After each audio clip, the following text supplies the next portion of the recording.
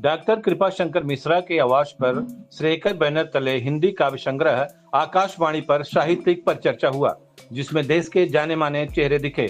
प्रमुख रूप से साहित्यकार doctor Sagar Tripathi, professor Dayanand Tiwari, KCN club के नंदन मिश्रा जी, सामाजिक साहित्यिक जागरूक मंच के भोला तिवारी जी और वरिष्ठ पत्रकार तथा प्रिंसिपल मिथिलेश मिश्रा जी सहित तमाम लोग उपस्थित रहे। आकाशवाणी पर प्रकाश भी डाला। आपको बता दें, डॉक्टर कृपाशंकर मिश्र द्वारा लिखी गई आकाशवाणी का विमोचन लखनऊ में इसके पूर्व ही हो चुका है, जहां पर देश के विभिन्न हिस्सों से लोगों ने भाग लिया। और डॉक्टर कृपाशंकर मिश्रा की इसके पहले भी कई किताबें लोगों के बीच में आ चुकी हैं, जो कि काफी लोकप्रिय रहीं। आए हुए लोगों का कृपाशंकर मिश्रा ने आभार व्यक्त किया और मीडिया से बातचीत करते हुए क्या कुछ कहा, देखते हैं ये रिपोर्ट।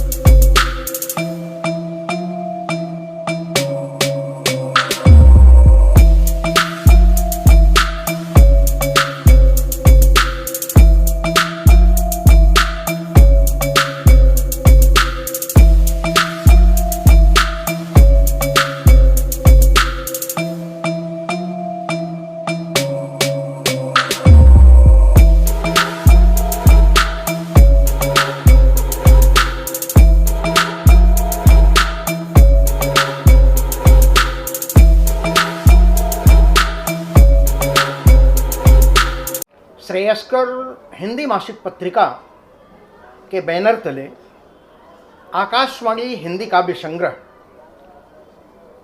की एक परिचर्चा, आकाशवाणी में क्या है ऐसा कि इतने सारे मूर्धन्य साहित्यकारों के साथ इस पर आज चर्चा की जा रही है। आकाशवाणी जैसे ही यह नाम आता है हमारे स्मरण में, तो हमारे पुराने जो हमारे समृद्ध संस्कृत साहित्य के ग्रंथ हैं या हमारी संस्कृत की जो परंपराएं रही हैं, हमारे धार्मिक जो अनुष्ठान में जो व्याख्यान आते रहे हैं, वहाँ हमारा स्मरण जाता है। वो चाहे सतयुग हो, चाहे द्वापर हो, चाहे त्रेता हो या वर्तमान में कलयुग तक। उसका एक संदर्भ है कि इसका तारतम्य ये है कि जब कभी भी समाज में अनैतिक या ऐसी क्रियाएं होती हैं जब वो असह्य हो जाएं, तब आकाशवाणी जो है उन्हें सत्पंथ दिखाती है, सत्य का राह दिखाती है, उनका पथ प्रदर्शित करती है। ये कई संदर्भों में मैं कह सकता हूँ कि द्वापर में जब युधिष्ठिर उस तालाब के पास जाते हैं जल लेने के लिए, तो उनके 5 भाई किस तरह से मूर्छित होते हैं और एक यक्ष के द्वारा किस तरह की आकाशवाणी की जाती है। कंस जब देवकी को अपने ससुराल पहुंचाने जा रहा है, बीच रास्ते में क्या आकाशवाणी होती है ये सर्वविदित है। जब रामावतार त्रेता युग में होता है, तो उस समय स्वयं विष्णु प्रकट होकर के उन ऋषियों को आश्वस्त करते हैं, जनि डरपहु मुनि सिद्ध सुरेशा, तुम ही लागी धरी हूं नरवेशा। ये आकाशवाणी है। क्या कहने, आकाशवाणी अर्थात जो अत्याचार, जो अपराध जो हमारे इस धरती पर हो रहा है, उन्हें समाप्त करने के लिए उस महाशक्ति का अवतरण निरंतर होता रहता है।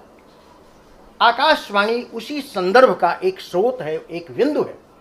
और अगर मैं वर्तमान के परिप्रेक्ष्य में आकाशवाणी बताऊं, 1936 में डॉक्टर दयानंद शर्मा जी ने आकाशवाणी शब्द का नाम दिया था, और बी गोपाल स्वामी जो मैसूर आकाशवाणी के महाप्रबंधक थे, उन्होंने सबसे पहले ऑल इंडिया रेडियो को आकाशवाणी कहा, और तब से यह ऑल इंडिया रेडियो आकाशवाणी के नाम से प्रचलित हुआ। उनका भी यही संदर्भ था कि हम जो कह रहे हैं, जिस तरह कह रहे हैं, एक श्रोता के लिए, एक पाठक के लिए, एक जानने वालों के लिए वह किस तरह से उसे वो ग्राह्य करता है, ये आकाशवाणी यही है। हमारे हिंदी साहित्य में इसको साधारणीकरण कहा जाता है कि हम जो कह रहे हैं, जो सुनने वाला है, जो पढ़ने वाला है, वो उसी भाव में, उसी तरह, उसी रूप में पढ़े। क्यों? क्योंकि वर्तमान का समय आप देख रहे हैं, हम कहते कुछ हैं, होता कुछ है, समझते कुछ हैं, व्याख्यान कुछ होता है, इसका प्रवचन होता कुछ है। तो ये आकाशवाणी का सीधा सीधा अर्थ है कि आकाशवाणी में दो पार्ट इसके किए गए हैं, एक राष्ट्रीय इसका भाग है और एक साहित्यिक है। तो साहित्यिक में साहित्यिक जो विविधाएं हैं उन पर एक काव्य लिखा गया है, और राष्ट्रीय जो उसका पक्ष है उसमें राष्ट्रीय कविताएं लिखी गई हैं। तो दो पक्ष है इसका, और आकाशवाणी इसी पर एक विचार विनिमय होगा, एक विचार विमर्श होगा। जो हमारे मूर्धन्य साहित्यकार यहाँ आए हुए हैं, आदरणीय डॉक्टर सागर त्रिपाठी जी का मैं अभिनंदन करता हूँ, प्रोफेसर डॉक्टर दयानंद तिवारी जी का मैं अभिनंदन करता हूँ, मिथिलेश मिश्र जी का अभिनंदन करता हूँ, हमारे बीच में भोलानाथ तिवारी जी हैं, मैं उनका अभिनंदन करता हूँ, और केसीएन क्लब के राष्ट्रीय अध्यक्ष नंदन मिश्र जी हैं, मैं उनका भी अभिनंदन करता हूँ और अपनी बात को समाप्त करता हूँ। धन्यवाद। क्या लगता है सर, अभी भी हिंदी हिंदी पढ़ने वाले पुस्तक, क्योंकि आजकल देखते हैं लोग इंग्लिश मीडियम में, इंग्लिश बच्चों को इंग्लिश मीडियम में डाल रहे हैं, तो हिंदी के जो पाठक है कम होते जा रहे हैं, क्या कुछ कहना चाहेंगे उसके बारे में? हिंदी के पाठक कम नहीं हो रहे हैं, ये गलत अवधारणा है और गलत भ्रांति है। हाँ, वरन ये है कि हिंदी हमारी रोजी रोटी की भाषा नहीं बन पाई है। अगर इस हिंदी को सरकारी स्कूलों में या सरकारी नौकरियों में अगर कंपलसरी, मतलब आवश्यकता अगर इसकी निश्चित कर दी जाए, तो मुझे नहीं लग रहा है कि हिंदी में कार्य कम हो रहा है, हिंदी में पढ़े कम जा रहे हैं, या हिंदी के अध्यापक कम हैं, या हिंदी के विद्यार्थी कम हैं। आज आप देखेंगे कि इतनी सिनेमा पिक्चरें बन रही हैं, वो सब सारी हिंदी में डब हो रही हैं। तो क्या कारण है, हिंदी में क्यों डब हो रही हैं? क्योंकि हिंदी के जानने वाले जो लोग ज़्यादा हैं। पूरी दुनिया में अब तक जो हम देखते हैं एक सर्वे के अनुसार कि हिंदी तीसरी भाषा है, लेकिन मैं तो कहूँगा ये दुनिया की पहली भाषा है। सबसे पहली भाषा ये है। अगर एक एवरेज निकाल लें, भारत में 90% अगर बोली जाती है, तो दूसरे विदेशों में कहीं 10% है, कहीं 20% है, कहीं 40% है, कहीं 50% है, और पूरे विश्व का अगर जनगणना के हिसाब से आकलन कर लें तो हिंदी इस समय नंबर 1 पर है, और 1 नंबर पर बोली जाती है, समझी जाती है, कही जाती है, पढ़ी जाती है। लेकिन कहीं ना कहीं सर जो मौजूदा समय के अभिभावक है उनकी भी तो कहीं गलती है, लोग हिंदी मीडियम की बजाय इंग्लिश मीडियम में बच्चों को डालना चाहते हैं। नहीं, उनकी गलती नहीं है, उनकी मजबूरी है। आप ये कहें कि उसके अगेंस्ट में उसका विकल्प नहीं है। अगर यही हिंदी अंग्रेजी के बराबर आकर खड़ी हो जाए रोजी के लिए, रोजगार के लिए, व्यवसाय के लिए, प्रोफेशन के लिए, तो मैं नहीं समझता कि कहीं से भी हिंदी कम है। आज हिंदी में कम से कम 15 लाख शब्दकोश हैं, 15 लाख शब्दों का शब्दकोश है, जो किसी भी भाषा में संभव नहीं है। तो ये अपने आप में अभूतपूर्व है, अद्भुत है। क्या लगता है सर, इस पुस्तक क्या ऑफलाइन भी ऑनलाइन भी उपलब्ध होगी, सिर्फ ऑफलाइन? बिल्कुल, अमेज़ॉन पर ये उपलब्ध है, और इसके पाठक, इसके पढ़ने वाले लोग भी बिल्कुल इसको अमेज़ॉन पे जाकर इसको खरीद सकते हैं, पढ़ सकते हैं और इसके विषय में जान सकते हैं। सर, आप क्या कुछ कहना चाहेंगे इस पुस्तक के बारे में? विमोचन पर आप आए हैं, क्या शुभकामनाएं देना चाहेंगे? और आपने पुस्तक को देखा भी है, पढ़ा भी है, तो क्या यह जो आकाशवाणी है, यह आज के युग की सचमुच एक वाणी है। मैं इसे अलग संदर्भ में देखता हूँ। मुझे ऐसा लगता है कि यह जो आकाशवाणी है, यह जूनियर केजी से लेकर पीजी तक के छात्रों को पढ़ने लायक है। क्या बात है, बहुत बड़ी बात कही डॉक्टर साहब, क्या बात है। इतना ही नहीं, यह नाम भले आकाशवाणी है, लेकिन मैं इसे कहूँगा कि यह एक इंसाइक्लोपीडिया है, जिसमें ज्ञान के तरह तरह के स्रोत भरे हुए हैं। इसमें अगर कोई बच्चा आईएएस की पढ़ाई कर रहा है तो उसके लिए भी सामग्री है। कोई अगर समाज के बारे में जानना चाहता है, जैसे कि आजकल परिवार के मूल्य समाप्त होते जा रहे हैं, माँ बाप, बेटा, बहू, सब में अंतर आ जा रहा है। उसमें, इस पुस्तक में, वहाँ भी तमीज देने का काम इस पुस्तक का है। इस पुस्तक में इतना कुछ लिखा हुआ है। मैंने देखा है कि इस पुस्तक में स्वतंत्रता के बाद भारत में जो भी घटनाएं हुई, इवन की आज़ादी के दौरान जो जो घटनाएं हुई हैं, इस पुस्तक में कहीं न कहीं उसका लेखा जोखा है, वर्णित। तो यह पुस्तक आकाशवाणी आज के युग की सबसे महत्वपूर्ण पुस्तक है। और इस पुस्तक की एक और विशेषता है कि इसे हर आदमी अपने घर में रख सकता है। छोटा बच्चा भी पढ़ेगा और बड़े लोग भी पढ़ेंगे। छोटा बच्चा भी जानेगा, बड़े लोग भी जानेंगे। इसलिए मैं इसको सिर्फ साहित्य की पुस्तक नहीं मानता, मैं इसे ज्ञान की एक इंसाइक्लोपीडिया मानता हूँ। यहाँ तक पिछले दिनों भारतवर्ष ही नहीं, दुनिया में जो आफत आई कोरोना को लेकर, उस कोरोना का भी वर्णन है। इतना ही नहीं, जो प्रधानमंत्री स्वच्छता लेकर आए उनका भी वर्णन है। इतना ही नहीं, इसमें अटल बिहारी वाजपेयी भी हैं, नरेंद्र मोदी भी हैं। इसमें बहुत से ऐसे पात्र हैं जो महाभारत से मिलते जुलते हैं। इसमें बहुत से पात्र हैं जो रामचरितमानस से मिलते जुलते हैं। यह पुस्तक देखने में सामान्य हो सकती है, लेकिन मैं इसे राष्ट्रीयता का दर्जा दूंगा कि यह राष्ट्रीय स्तर पर पढ़ी जाने वाली पुस्तक है। और इसमें जो कविताएं लिखी गई हैं, सबसे अच्छी बात है कि आदरणीय मिश्र जी बहुत कठिन भाषा लिखते हैं। इनके जो लेखन का साहित्यिक स्वरूप है, जो आम लोगों के लिए बहुत आसान नहीं होता, क्योंकि ये बहुत ही उच्च कोटि के साहित्यकार हैं। लेकिन इस पुस्तक में इन्होंने शब्दों का चयन भी ऐसा किया है, बहुत अच्छी तरह से समझ में आ जाने वाली है। तो कुल मिलाकर आकाशवाणी है, और इसमें वाणी ही नहीं है बल्कि आज के आधुनिक युग के मूल्य हैं। समाज में गिरते मूल्यों के बीच यह पुस्तक एक जरूरी पुस्तक है। मैं तो यह लोगों से आग्रह करूँगा कि आप अगर किसी को उपहार देना चाहते हैं तो आप चॉकलेट देंगे, जैसे कि एक छोटी सी कहानी है कि आप किसी को एक मछली खिला देंगे, वो खा लेगा और भूल जाएगा। लेकिन अगर मछली पकड़ना आप सिखा देंगे तो जीवन भर मछली पकड़ेगा और अपना जीवन जिएगा। तो यह पुस्तक उस श्रेणी की है कि जो इसे पढ़ेगा वह उसे गुनेगा, और गुनेगा तो उसके भीतर संस्कार पल्लवित होंगे, उसके मूल्य अच्छे होंगे, तो उसका परिवार भी चलेगा और उसके बच्चे भी अच्छा सीखेंगे। उसके घर में ये नौबत नहीं आएगी ये पुस्तक पढ़ने वालों के कि बाप को वृद्धाश्रम में भेजा जाए। ऐसे लोगों को ये पुस्तक पढ़ना चाहिए।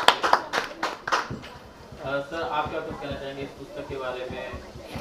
काफ़ी भारत की जो उपलब्धियां हैं उन पर जिक्र किया गया है, जैसे चंद्रयान को भी लेकर मैंने देखा है, तो जिक्र किया गया है, हर घर तिरंगा, इस पर भी जिक्र किया गया है। तो आप क्या कुछ कहना चाहेंगे इस पुस्तक के बारे में, और सर को क्या शुभकामनाएं देना चाहेंगे इस पुस्तक के बारे में? सर्वप्रथम डॉक्टर कृपाशंकर मिश्र जी को मैं इस बात पर साधुवाद देना चाहूँगा कि जिस विश्वविद्यालय में हमने शिक्षा पाई है, उसी विश्वविद्यालय प्रयाग विश्वविद्यालय से, उस समय यूनिवर्सिटी ऑफ इलाहाबाद कहा जाता था, वहाँ पढ़ने का मतलब ही आदमी विशिष्ट बन जाता था। और यह विशिष्टता इनकी पारिवारिक आध्यात्म वृत्ति की पैदाइश है। संक्षेप में ही, क्योंकि डॉक्टर दयानंद तिवारी जी ने, प्रोफेसर साहब ने इतने विस्तार में इतनी सटीक बातें कही हैं, तो मैं कुछ बातें ऐसी कहूँगा जो सातवें आसमान की हैं। 1978 से लेकर के आज तक डॉक्टर साहब की 17 पुस्तकें आ चुकी हैं। 18वीं पुस्तक शामली से ये सफ़र शुरू हुआ और 18वीं पुस्तक जो है, हमारे यहाँ 18 पुराण होते हैं, तो ये माना जाएगा कि वो पुराण की श्रेणी की कोई एक चीज़ बनेगी। अब मैं आता हूँ आकाशवाणी पर। मैं अतीव भाग्यशाली हूँ और डॉक्टर साहब से, मिश्र जी से ये पूछिएगा कि शायद मैं ही इस दुनिया में इस पुस्तक का प्रथम वर्जिन एकाकी एकलव्य पाठक हूँ। जब यह पुस्तक तरतीब दी जा रही थी तो मैंने इनसे निवेदन किया कि मैं आपकी आध्यात्मिक वृत्ति से परिचित हूँ, मुझे यह आप सुअवसर दें कि अपना आध्यात्म रस जगा सकूं। और इनकी दरिया दिली देखिए कि पूरी की पूरी पांडुलिपि इन्होंने ला के रख दी और पूरे 1 महीने तक मुझे ये अवसर मिला। अब मेरी निगाह में आकाशवाणी, समुद्र मंथन से 14 रत्न निकले, दुनिया निहाल हुई, विश्व से कुछ परेशान हुई, शंकर जी ने अपने गले का निवेश करके लोगों को बचाया। आकाशवाणी जो है आकाश मंथन का परिणाम है। मेरी निगाह में आकाशवाणी जो है, मैंने कुछ ऐसे शब्द रखे हैं, मैं चाहता हूं कि आप तक पहुंचाऊं इसे। आकाशवाणी एक आध्यात्मिक दस्तावेज, एक शोध ग्रंथ है, एक आकाशीय अनहद अनुगूंज है। आप इसे जब विस्तार से पढ़ेंगे, आउटलाइन तिवारी जी ने बताया है आपको, यह एक दैविक आकाशीय अनुभूति की पराकाष्ठा है। वसुंधरा के ऊपर यह आकाश गंगा की नभ तरंगिनी कलकल मृदुल आवाज है। मैंने वेद ग्रंथों की ऋचाओं की जो अभिव्यक्ति है वह इसमें पाई है। महाभारत के गीतोपदेश, मीमांसा, या इसे हम कहें तो देव आह्वान का वसुंधरा पर शंखनाद है आकाशवाणी। क्योंकि मैंने इसको एक विद्यार्थी की गहनता से इसका अध्ययन किया है। शबरी के अमृत तुल्य जूठे बेर की अगर कहीं सत्यनारायण की कथा होती है तो पंजीरी मिलती है, यह शबरी माँ के ममता की पंजीरी है आकाशवाणी। मैंने बड़े गहन अध्ययन के बाद यह तय किया कि खगोल शास्त्रियों के शोध की यह संविदा और साधिका है। जो इसे पूरा पढ़ेगा, मैं संक्षेप में इसलिए इसको करना चाहता हूं कि और भी मेरे पास वक्ता हैं, ईश्वरीय तत्वबोध को वसुंधरा तक लाने वाली डॉक्टर कृपा शंकर मिश्र जी की साहित्यिक जटाओं से लिपटी श्रुति बोध की जाह्नवी है, ये गंगा है, यह वसुंधरा पर शंखनाद है। मैं एक सिर्फ उदाहरण देना चाहूँगा कि राष्ट्रीयता के जितने आयाम हैं सबका जिक्र है, साहित्य के जितने आयाम हैं सब आए हैं। आप मानेंगे, मैं रसखान को जो सबसे प्रसिद्ध हो उनका सवैया है कि मानुस हो तो वही रसखान बसों ब्रज गोकुल गाँव के ग्वारन, उसके बदले में डॉक्टर साहब ने क्या कहा, सुनने लायक है कि मोह चाह नहीं यमुना तट की नहीं, झूलेंगे डारी कदम बन के, पशु पक्षी नहीं खग पाहन भी नहीं, प्रेम चनाऊं में नंदन के, बन के नहीं खेलूं में गोप सखा, नहीं गोपिका के संग कुंजन में, पग धूरी सजाए के माधव के, बनी अंग लगू नंद नंदन के। जो रसखान ने अमरत्व प्राप्त किया वह बोध इसमें है। मैं लाइब्रेरीज की बात छोड़िए, मैं चाहता हूं कि जो परिवार अपने बच्चों को, अगली पीढ़ी को, जैसे डॉक्टर दयानंद तिवारी जी ने, प्रोफेसर साहब ने कहा है कि शुचितामयी साहित्यिक आध्यात्मिक वृत्ति क्षमता देना चाहता हो, आकाशवाणी की एक प्रति अपने घर के ऐसे कोने में रखे जहां गीता रखी जाती है, जहां उपदेश की किताबें रखी जाती हैं। मैं आप सबका आभारी हूं। ये जो 4 चैनल हमारे पास आए हैं, मैं इसमें आपका सहयोग अपेक्षित करता हूं कि इस आकाशवाणी ग्रंथ को निस्वार्थ भाव से विश्व भर में, हालांकि एक बात हम और आपको बताएं, विश्व के कम से कम 20 ऐसे देश हैं जहां आकाशवाणी वहां के प्रमुख प्रेसिडियम, संसद, विश्व प्रसिद्ध लाइब्रेरीज में यह पहले ही पहुंच चुकी है। एक बार आप सबका पुनः आभार। इन मनीषियों को मैं प्रणाम करता हूं। मैं आजीवन डॉक्टर कृपाशंकर मिश्र जी का ऋणी रहूंगा कि मैं प्रथम शोधक, एक एकलव्य के तौर पर इस आकाशवाणी महाग्रंथ का पाठक रहा हूं। बहुत बहुत आभार आप सबका। इतिहास रचा गया है जब भी भगवत कृपा से आकाशवाणी हुई है। यह आकाशवाणी निश्चित ही उस आकाशवाणी से संबद्ध ही है, जैसा कि अभी सभी वरिष्ठ साहित्यकारों ने इसके विषय में कहा। इसके अंदर का जो संपूर्ण विषय है वो वास्तव में हमारे समाज के लिए, हमारे देश के लिए, हमारी परंपरा के लिए, हमारी संस्कृति के लिए, जिस सनातन के लिए आज विश्व स्तर पर बात हो रही है, उसके लिए हर घर में इसका पहुंचना जरूरी है। मैं आप सभी से आग्रह करता हूं, फिर मैं उस बात को दोहराऊंगा कि जब जब आकाशवाणी हुई है तब तब इतिहास बना है, शास्त्रों में, ग्रंथों में उसको लिखा गया है। आज भी आकाशवाणी हुई है और ये भी एक इतिहास बनेगी। मैं धन्यवाद देता हूं डॉक्टर कृपाशंकर मिश्र जी को। धन्यवाद। क्या बात है। बहुत शुभकामना और बधाई देना चाहूँगा। ये राष्ट्रीयता का प्रतीक, साहित्यिक वृत्ति का प्रतीक, जैसा कि अभी हमारे तमाम मनीषियों ने इस पर प्रकाश डाला।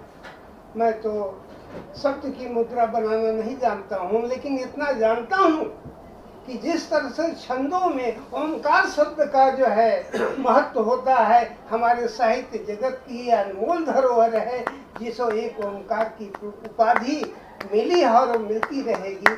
और इसी के साथ मैं ये कहूँगा कि 18वां ही क्यों, 18 तो पुराण पहले भी लिखा जा चुका है। मैं चाहूँगा कि एक सिल्वर जुबली 25वीं भी मनाई जाए। निश्चित। इसी के शुभकामना मैं दूंगा कि हर कदम की तीव्रता यूं ही बनी रहे। क्या बात।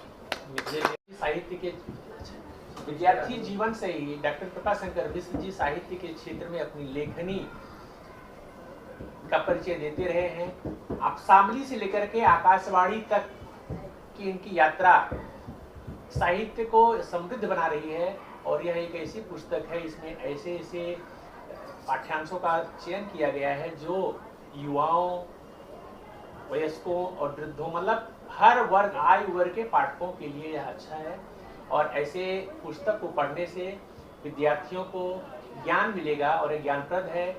सभी तरह के पाठक इस पुस्तक को पढ़ करके लाभ ले सकते हैं। क्या बात। अद्भुत।